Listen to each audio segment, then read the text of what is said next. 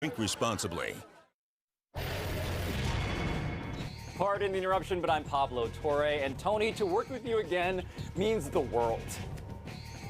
Tony Kornheiser, that's so sweet, Pablo. To work with you again means it's summer.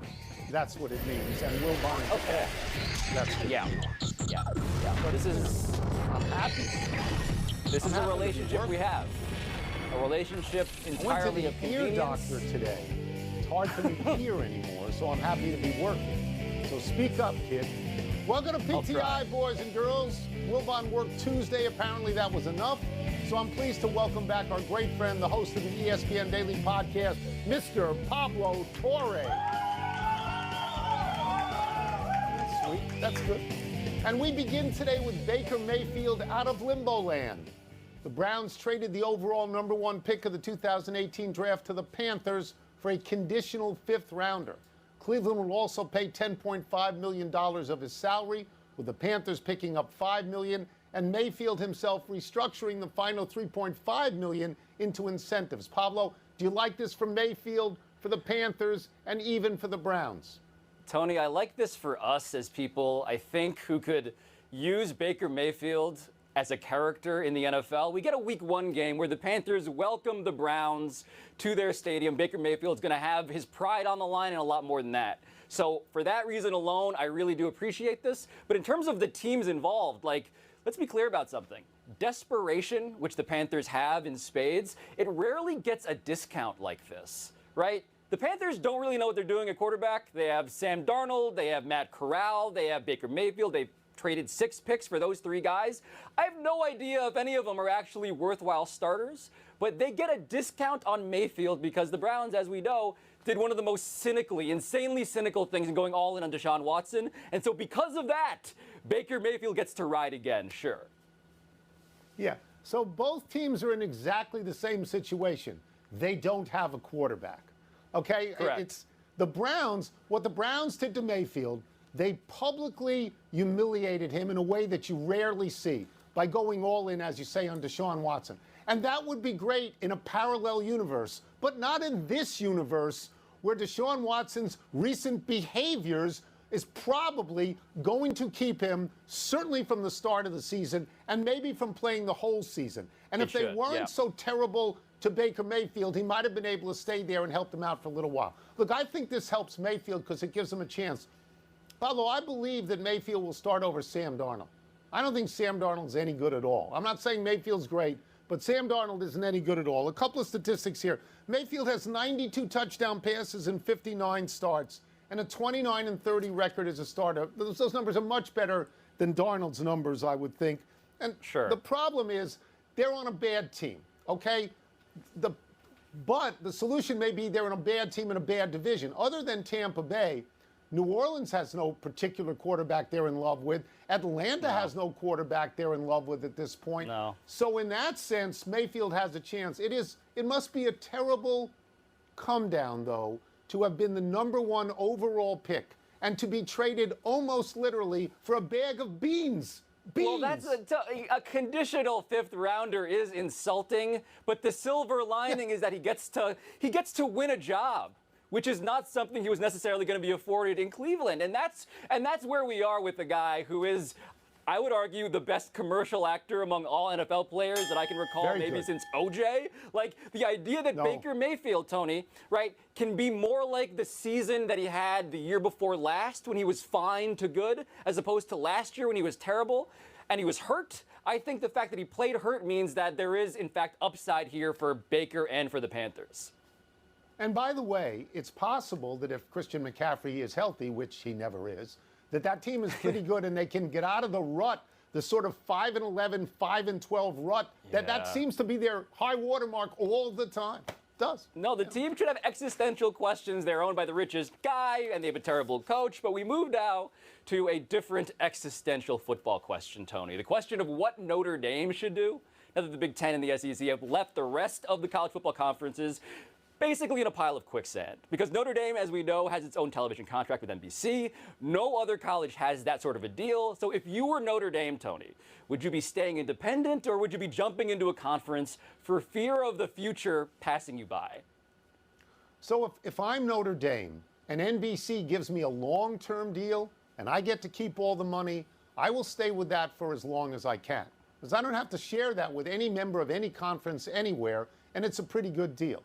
My fear, though, is this, that what the Big Ten and the SEC will do is form a mega conference, and it will be stocked with so many really good teams that television will come along and say, you know what, the winner of your conference is going to be the national champion. We're going to proclaim that on national television. And then the music stops and Notre Dame is standing and they don't have a chair. And that's a very bad situation. Pablo, I think the analogous situation to a degree is what's happening in golf right now.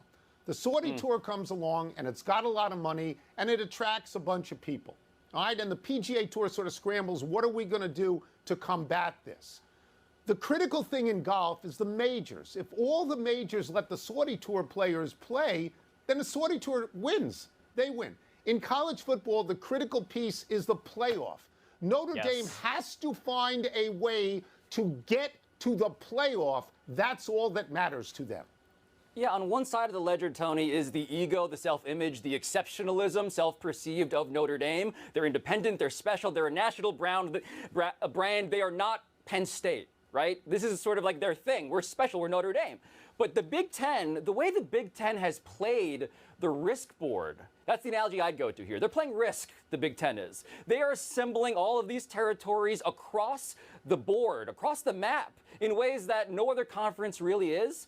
And so they're national now. They're absolutely national, which means that if you're Notre Dame and you say, okay, I want natural rivalries, I want USC, I want all the teams in the Big Ten I was playing already, I want maybe a Stanford to keep the academic reputation up, all of that is on the table if you're Notre Dame. So the ego hit is lesser, and then the financial hit, Tony.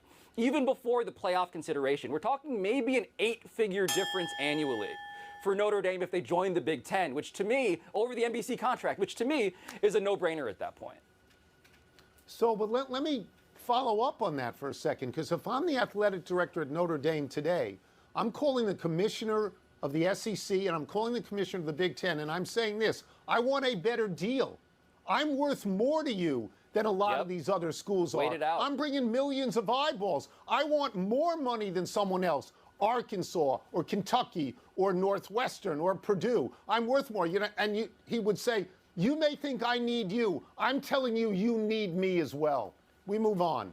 For those of us with absolutely nothing to do, the NBA Summer League is on television. Last night, the #2 overall pick, Chet Holmgren, made his debut for Oklahoma City.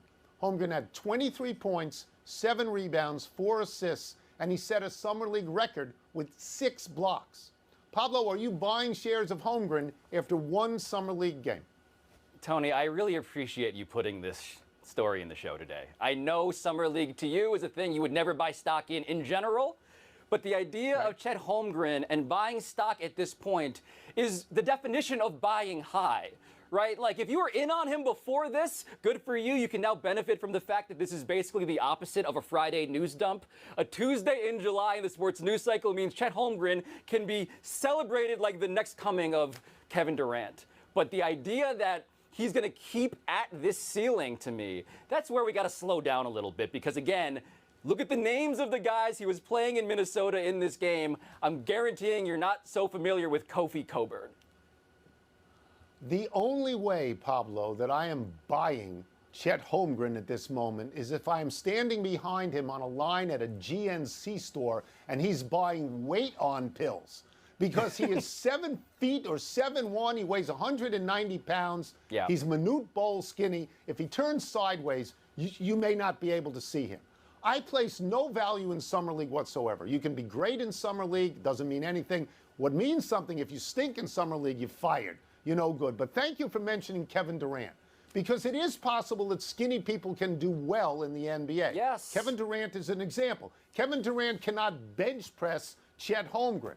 But, Pablo, I can't look at Chet Holmgren now and somehow see Kevin Durant. Maybe you can. I cannot do that right now. No, admittedly, I see Chet Holmgren and I'm like, this is a skyscraper that has structural issues. I agree with you on that. But the issue with what his potential involves is Durant and beyond, because, Tony, what we saw in this game, which is unlike what he did in college at Gonzaga, he was handling the ball. He had space to operate. He has the ability to pass and dribble and shoot from three. On paper, and again, he is about the thickness of paper, he is incredible. The Thunder will give him the ball and say, do whatever you want. We're bad. We're taking for another skyscraper-sized kid, Victor Wembanyama, in the next draft anyway. So numbers-wise, he will produce. I just don't know if you can count on Summer League being the evidence for the argument. He's playing against rookies and no-hopers. He's not playing against a 30-year-old tough physical starter from the NBA who's going to bang him around. I get all the things he can do. I get that. But in the real NBA, there's going to be a man in front of him. It's going to be different. Let's take a break. Coming up, why the Mets should feel great about a game they lost last night. And we're going to subject Tony to a video that is going to make him sad. What's the word is next. I hope he's a very great player. I hope he's a great shooter and a ball handler and all of that. But you got to be somewhat physical here, which I consider to be an effort by the producers to make me look bad because he went to Harvard. What's first? The Mets should feel blank about last night's 1-0 loss to the Reds. They should feel invigorated. I know they lost the game. I know Cincinnati is a lousy team. I know that their once insurmountable lead in division over Atlanta is down to 2.5 games, right? But Max Scherzer, who you know I call a warrior god, Max Scherzer came back from almost 2 months out from an oblique strain. He went 6 innings. He gave up 2 hits, no runs, and he struck out 11. He struck out every single Red starter at least once. This is why I want Max to autograph his Binghamton Rumble Ponies jersey for me and send it to me. He's out, Pablo, for almost 2 months, and he gives up nothing. The Hartford Yard Goats hit him harder than the Cincinnati Reds. It just seems to me that if you get Scherzer back and then you get DeGrom back, you're in reasonable shape. But my word for those reasons is heretical. This was a heretical performance by the Mets, blaspheming your warrior god, Tony. That's why I choose that word, because Max Scherzer is going to be fine. He is terrific. He's as good as you imagine him to be, as good as you pray at your shrine to him. All of that is so. But the problem is that they need more than Max Scherzer, Tony. They need to help him. The idea, I'm not going to be like the guy who sits in this chair normally and blame the starting pitcher who pitched a wonderful game, as you said, right? And blame him for not scoring the runs also, even though it's impossible. It's not his problem. It's the problem of the people that he is counting on to help his religion be furthered. I sort of agree with that. What's next? Kyle Schwarber's performance last night was blank. Okay, my word is regrettable, and I'm speaking now completely as a Nats fan, just completely as a Nats fan. We had Schwarber last year. We let him go. He had 16 home runs in the month of June, Pablo. 16 home runs. He hurt his hamstring. Suddenly he's gone. He's in Boston. At this time last year, the Washington Nationals had Scherzer and Schwarber. And now you know what they've got? But who's counting? They've got a death grip on last place. They're not giving up last place for years. That's where they're going to be. So Schwarber last night, first batter up.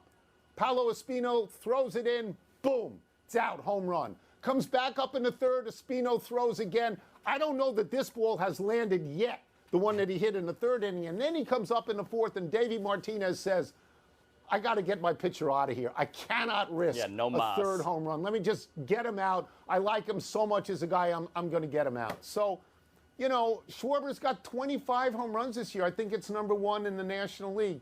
And the Nats are for sale. It's all regrettable. It was an Animal Houseian performance by Kyle Schwarber, Tony. And I say that because the video of that first home run, right? You know who had a death grip on Victor Robles? The fence. Look at how this played out. He's just hanging there like he's saying, please, sir, may I have another? And they got plenty. It was a spanking unto eternity, Tony. And that is how it must feel to be a Nats fan, as you say. Yeah, just being paddled. No, it's tough.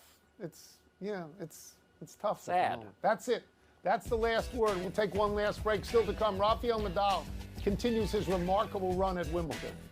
And will Shohei Ohtani, Tony, continue his own remarkable run tonight? So it's beyond sad to be a Nats fan now. I mean, you do it for sort of the family of fans. You watch all the time, knowing it's going to have a bad ending. I mean, it's just 22nd birthday Zion Williamson. Zion did not play a single game this season, none. And still New Orleans signed him to a 5-year extension worth $193 million. That's how valuable the Pelicans think Zion will be if he ever actually plays. In his 3 seasons in New Orleans, Zion has played only 85 games out of a possible 226. Almost every calculation about Zion is based on dreams and Instagram videos. He's never actually played in a playoff game. Is he great? Maybe. He's certainly electrifying when he's on the court. He's electrifying when his sneaker explodes. Everybody knew Zion would be the #1 pick in the draft after his obligatory 1 season in college. Zion was the biggest college star since LeBron James, who didn't even go to college. And now he has talent around him with Brandon Ingram and C.J. McCollum. But the only way he's worth all this money is if he plays, Pablo. No, Tony, look, dreams and Instagram videos in your age maybe felt like a thin rationale for an entire economy, but that is the basis, basically, of the American dream these days. And Zion Williamson right now, I understand, like, we have no idea what he is. I get all of these, like, vaguely photoshopped images the way that you get them. But to me, Point Zion, there was an experiment they ran the season before last where he came up with the ball, he brought it up the court, and he was excellent and versatile, and his ceiling, I hate to keep using that draft cliche, but his ceiling is so high, cathedral high, that I continue to, worship at his potential. Happy anniversary, Patrick Mahomes. On this day 2 years ago, Mahomes signed a huge 10-year extension with the Kansas City Chiefs with $477 million just months after he was named most valuable player of the Super Bowl the Chiefs won. The total amount of money the contract could be worth is $503 million. According to Pro Football Focus, Mahomes' contract is rated 6th in the NFL behind such quarterbacks as Aaron Rodgers and Deshaun Watson because of guaranteed money. But there comes a point where these comparisons seems nitpicky. I mean, who would not want Mahomes? Maybe Rodgers would be on the same line with Mahomes, but Mahomes has already been to 2 Super Bowls, 1 more than Rodgers. And Mahomes is ahead of some terrific other quarterbacks in the AFC, like Josh Allen and Lamar Jackson and Joe Burrow and now Russell Wilson. Yeah, look, to nitpick Mahomes is to point out that he has been beaten by Josh Allen now, that he is not as immortal as he once was. But Tony, if you are taking a poll and people are telling you that they would rather have someone else not named Patrick Mahomes over Patrick Mahomes when they're all going to make insane GDP level salaries anyway, they are lying to you. Patrick Mahomes is clearly the best, most exciting quarterback still in this sport. Agreed. Happy trails, Taylor Fritz. The 11th seed, the last American man left in the Wimbledon draw, knocked out today by Rafael Nadal in a thrilling 5-set quarterfinal that lasted 4 hours and 20 minutes. The final set was decided by that 10-point tiebreak that Nadal won 10-4 after going up 5-0. Fritz had led 1 set to 0, and then he led 2 sets to 1, but Nadal kept coming back like some sort of vampire. Nadal thus keeps alive the dream of a Grand Slam, having previously won the Australian Open and the French Open this year. He is an unlikely Wimbledon winner, as grass is his least favorite surface, but he's now into the semifinals, where he'll face Nick Kyrgios, and there should be no doubt that Nadal will have the full backing of the crowd, because there's no one in tennis that plays with the force and effort of Nadal, and to see him at his age now win like this is thrilling, Pablo. It's thrilling. It is just incumbent upon us to point out one person in that crowd who wanted him to retire in this match was his dad, because he saw the health, he saw the injury potential looming right there, and Nadal fought through all that. He fought through the wishes of his own family members to deliver, an iconic performance well beyond the expiration date that we'd given him. So if and when he wins Wimbledon this year, and if he beats Djokovic to do it, and his dad comes to the party, I hope he gets stiffed at the door. All right, I say, get out of here. Let's go to the big finish. The Astros beat the Royals for their 8th straight win. Is that a big deal? It is, because Yordan Alvarez did the Bo Jackson thing where he threw out a runner at home in the 8th and then hit his 25th home run at the bottom of the inning. But Bucks receiver Mike Evans, he's saying that he fears that Gronk is done with football, Tony. Do you agree? I don't know that Gronkowski can be read that easily. He's great with Tom Brady. I would think he would try to come back just to see if it worked. That doesn't mean he goes the whole season. He may not get out of training camp, but I think he'd try.